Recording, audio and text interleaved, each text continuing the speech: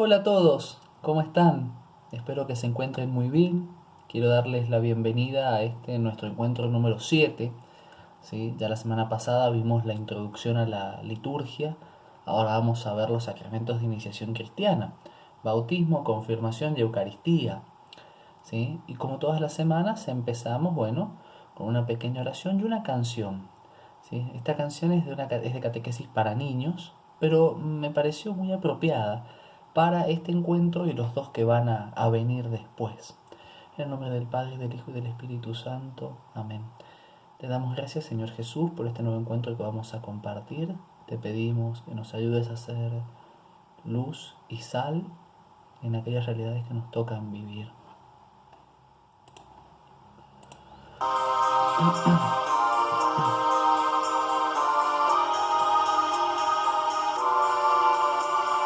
Siete sacramentos recibe el cristiano, siete lindas muestras palpables de amor. Estos le dan fuerza y le animan andando, juntos de la mano al encuentro de Dios. Siete sacramentos recibe el cristiano, siete lindas muestras palpables de amor. Estos le dan fuerza y le animan andando, juntos de la mano al encuentro de Dios. Puedes aprenderlos como ves, puedes dividirlos solo en tres. Comencemos por iniciación, de servicio y de curación. Los tres encuentros que vamos a ver. Siete sacramentos recibe el cristiano, siete lindas muestras palpables de amor. Estos le dan fuerza y le animan andando, juntos de la mano al encuentro de Dios. Bueno, muy bien. Siete sacramentos recibe el cristiano, ¿sí? Son muestras palpables de amor, ¿se acuerdan? Signos sensibles y eficaces de la gracia que los podemos percibir con los sentidos, muestras palpables de amor, ¿sí? Y estos dan fuerza en la vida, ¿sí? A través del tiempo y del mundo. Vamos a empezar partiendo de la vida. Si nosotros quisiéramos pertenecer a un club, ¿sí? O no sé, llamémosle a una institución, una asociación civil, puede ser, un centro de jubilados, una unión vecinal, etc., lo más probable es que se nos pida una serie de requisitos, ¿sí? Y una vez cumplidos, podamos acercarnos y ser parte de esa institución. Con la iglesia pasa algo parecido, aunque la iglesia no es un club social, sino que es el cuerpo místico de Cristo, ¿sí? Ya la iglesia se entra por el bautismo, ¿sí? Pero este es el primer paso y el más importante de todos, ¿eh? Luego vendrá la primera comunión y posteriormente la confirmación, y estos tres sacramentos, ¿sí? Que habitualmente se reciben en los primeros años de la vida y hasta en la adolescencia, algunos los pueden recibir de adultos también, ya vamos a ver por qué, son los sacramentos o constituyen los sacramentos de iniciación cristiana. ¿Sí? Vamos a aprender que cada sacramento tiene algunos elementos esenciales. Tienen la materia, ¿sí? Que es la realidad material utilizada, es aquello que se toma de la naturaleza para la celebración del sacramento. Tienen la forma, que son las palabras que dice el ministro, ¿sí? Y estas dos cosas son invariables, ¿sí? No pueden cambiar nunca, porque si cambiaran se volvería inválido el sacramento. Luego viene el ministro, que es la persona que lo administra, ¿sí? Luego tenemos los efectos, ¿sí? Y por último, el sujeto, ¿bien? La persona que lo recibe y si existe o no la necesidad de recibirlo. Vamos a empezar con el bautismo. ¿Cuál es la materia del bautismo? Es agua natural, ¿sí? No puede ser soda, no puede ser hielo, ¿sí? Tiene que ser agua natural. ¿Cuál es la forma? ¿Sí? Se dice el nombre, ¿sí? Yo te bautizo en el nombre del Padre, y del Hijo, y del Espíritu Santo. ¿Quién es el ministro? El ministro suele ser el obispo, el sacerdote o el diácono, y eventualmente, en caso de necesidad, cualquier persona, sea bautizada o no, siempre que bautice con la intención que tiene la Iglesia. ¿Y cuál es la intención que tiene la Iglesia? Salvar las almas. ¿Cuáles son los efectos que produce? Son 5. Confiere la gracia santificante. Quita el pecado original y cualquier pecado que se pudiera tener hasta ese momento. Nos hace hijos de Dios, nos incorpora a la Iglesia y nos imprime carácter. ¿Sí? ¿Quién lo recibe? Solamente el ser humano que aún no está bautizado. ¿Y cuál es la necesidad de recibir el bautismo? Es necesario el bautismo para la salvación, así sea de deseo, porque puede ser que uno tenga el deseo de bautizar un bebé, ¿sí? O una persona que no se ha bautizado, y esa persona puede morir repentinamente o antes de la fecha de bautismo. Ahí se considera que hubo bautismo de intención o de deseo. Esa persona puede salvarse. Luego tenemos el caso de la confirmación. ¿Cuál es la materia utilizada en la confirmación? La materia utilizada es el crisma, que es un aceite. Suele ser aceite de oliva mezclado con un bálsamo, con un perfume, que se pone en la frente del cristiano, ¿sí? Y acompañan a esto la imposición de manos del obispo. ¿Qué se pronuncia? Se dice el nombre de la persona y mientras se lo crisma se le dice recibe por esta unción el don del Espíritu Santo. ¿Sí? ¿Quién lo administra? Solamente el obispo y en caso de necesidad un presbítero, un sacerdote.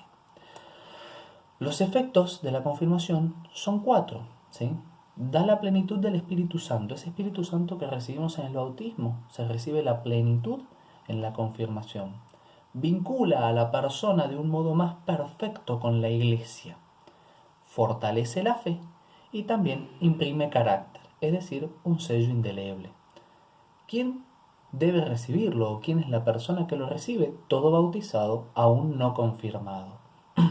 Nota importante, los sacramentos que imprimen carácter, que son 3, bautismo, confirmación y orden sagrado, solo se reciben una sola vez en la vida. ¿Es necesario el sacramento? Y la verdad que no es imprescindible para salvarse, pero todo fiel debería recibirlo. Es decir, ¿podemos entrar al cielo sin estar confirmados? La respuesta es sí, pero lo más conveniente es que estemos confirmados. Y por último, en este grupo, en este bloque de sacramentos, tenemos la Eucaristía. ¿Cuál es la materia? Es pan ácimo de trigo. ¿Qué quiere decir que el pan sea ácimo? Que está hecho sin levadura. ¿Sí? Y después vino puro de vid, mezclado con un poquito de agua. ¿Sí? Este vino puro de vid es así porque no se le pueden agregar conservantes, ni químicos, ni ninguna cosa que no sea el propio vino. ¿Sí?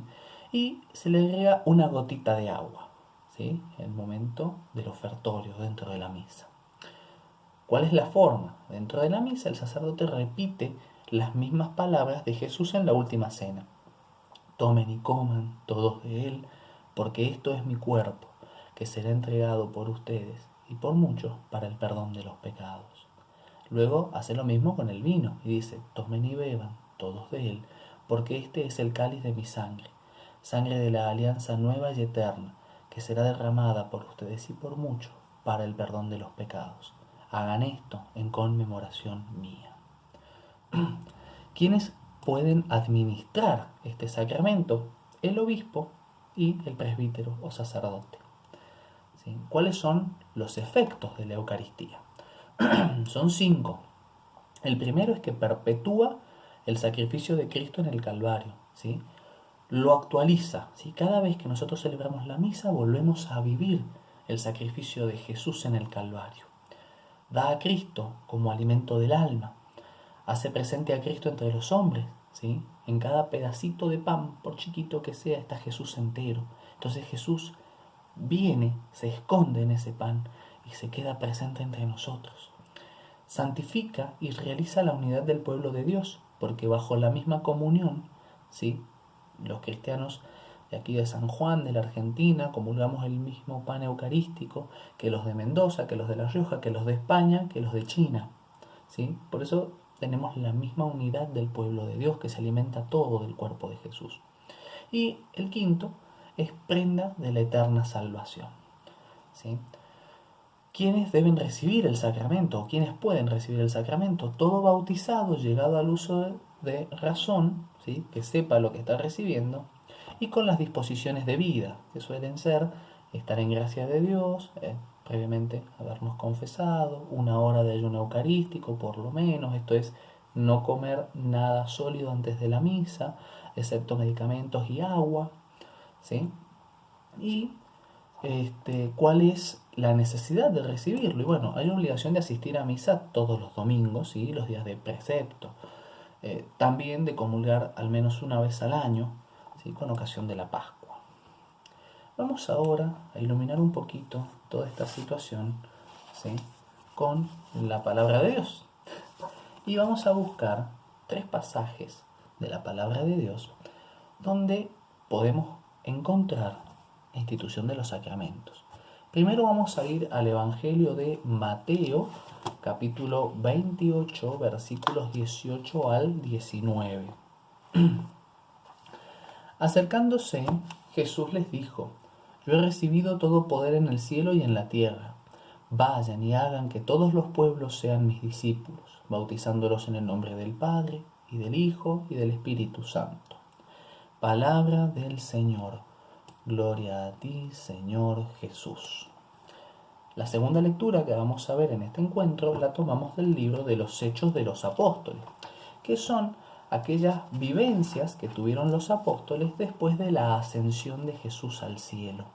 Vamos a ir al libro de Hechos, capítulo 8, versículos 14 al 17. Cuando los apóstoles que estaban en Jerusalén oyeron que los samaritanos habían recibido la palabra de Dios, les enviaron a Pedro y a Juan. Estos, al llegar, oraron por ellos para que recibieran el Espíritu Santo, porque todavía no había descendido sobre ninguno de ellos, sino que solamente estaban bautizados en el nombre del Señor Jesús.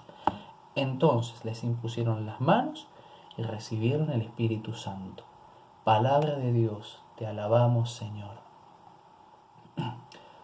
Fíjense cómo en la primera lectura vemos que Jesús manda a bautizar y nos da la forma del sacramento, en el nombre del Padre, del Hijo y del Espíritu Santo. En los Hechos de los apóstoles van y le imponen las manos a un grupo de personas para que descienda sobre ellos el Espíritu Santo, porque estaban bautizados, pero aún no habían recibido la plenitud de ese Espíritu. Los confirmaron, los apóstoles fueron los primeros obispos y confirmaron a estas personas.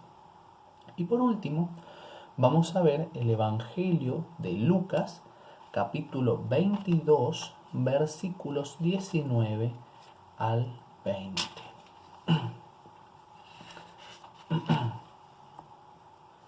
Luego tomó el pan, dio gracias, lo partió y lo dio a sus discípulos diciendo: Esto es mi cuerpo que se entrega por ustedes.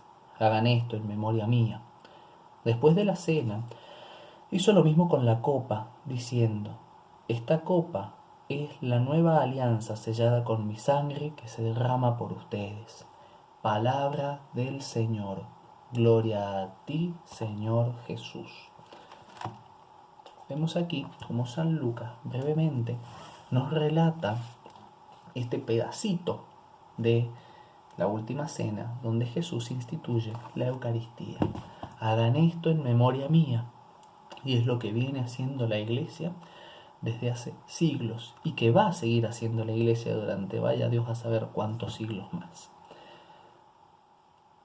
¿Cómo vamos a responder a este encuentro? ¿Cuál va a ser el compromiso para esta semana? Yo los animo a buscar los datos del bautismo: fecha, lugar y quiénes fueron sus padrinos. ¿Sí? ¿Por qué? El día del bautismo es el día de nuestro nacimiento en la fe y deberíamos celebrarlo como nuestro cumpleaños. ¿Sí? Yo les adelanto el mío. 19 de julio de 1997, en la parroquia de la Inmaculada Concepción, en San Juan, ¿sí? Y mis padrinos fueron María Isabel y Salvador, ¿sí? Así que yo les adelanto el mío, y así como yo lo tengo claro, quiero que ustedes también lo tengan claro. ¿Qué nos dice el catecismo? ¿Sí?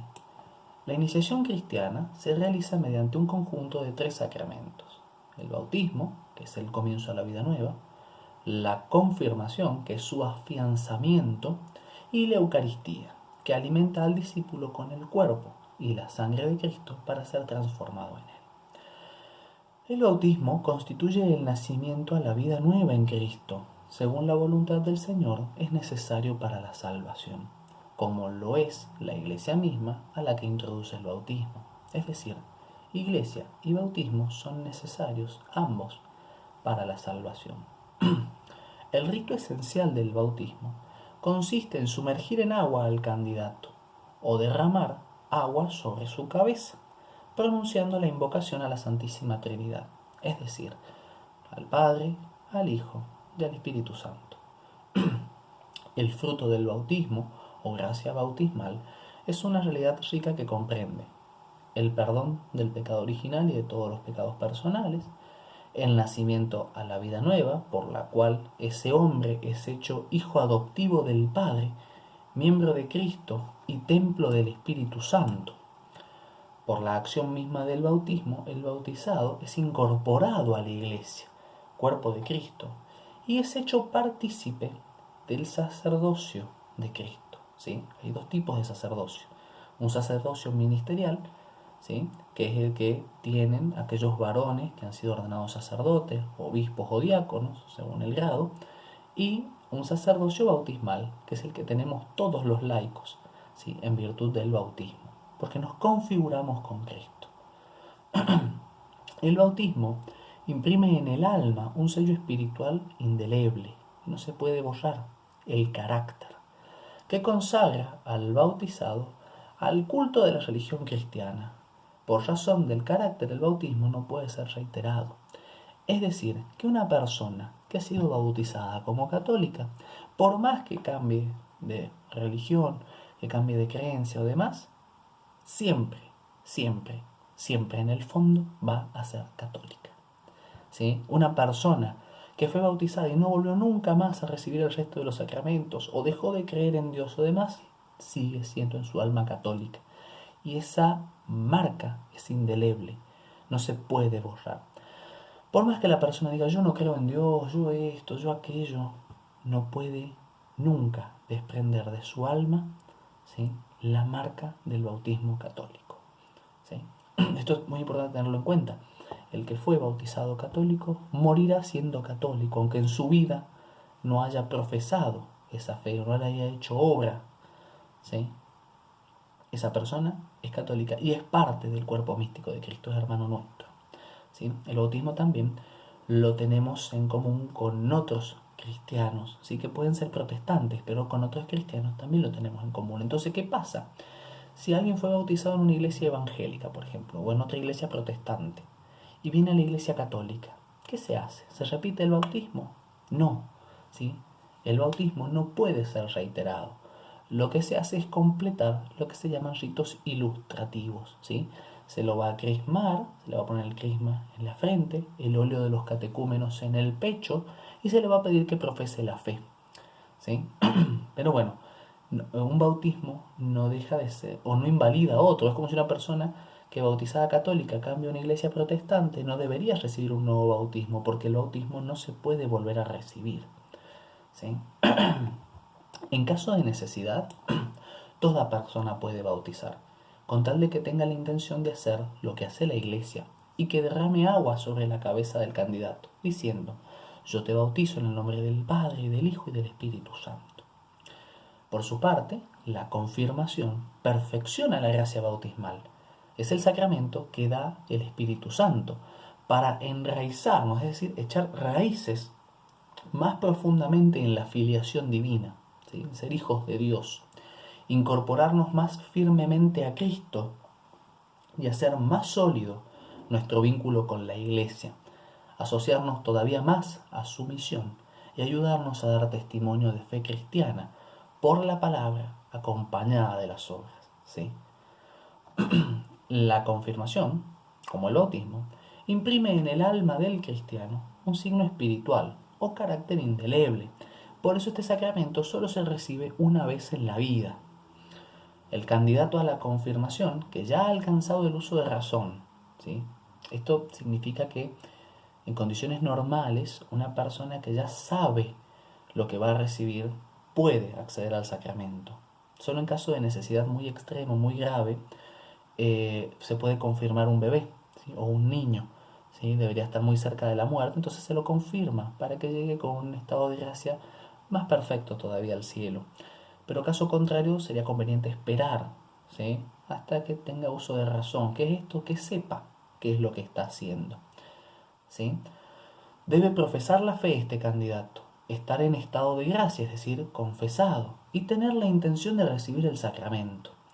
Estar preparado para asumir el papel de discípulo y testigo de Cristo en el mundo. La confirmación no es un trámite, no es algo que yo tengo que hacer para poder ser padrino de tal o de cual persona, sino que la confirmación me tiene que configurar como testigo de Cristo en el mundo.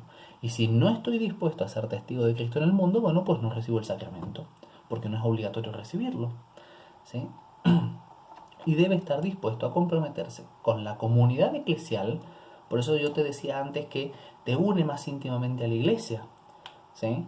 Tenés que comprometerte con tu comunidad eclesial, ¿sí? Y meterte en los asuntos temporales, ¿sí? De la iglesia. ¿Qué son los asuntos temporales? Participar en la actividad de tu parroquia o de tu capilla de alguna manera, ¿sí? Ser una piedra viva en ese edificio que es la iglesia. El rito esencial de la confirmación es la unción con el santo crisma en la frente del bautizado.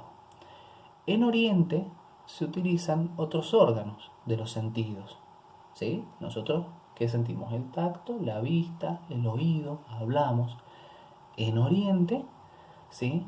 Usan otra forma de confirmar. Es más, en los ritos orientales, los 3 sacramentos de la iniciación se hacen juntos.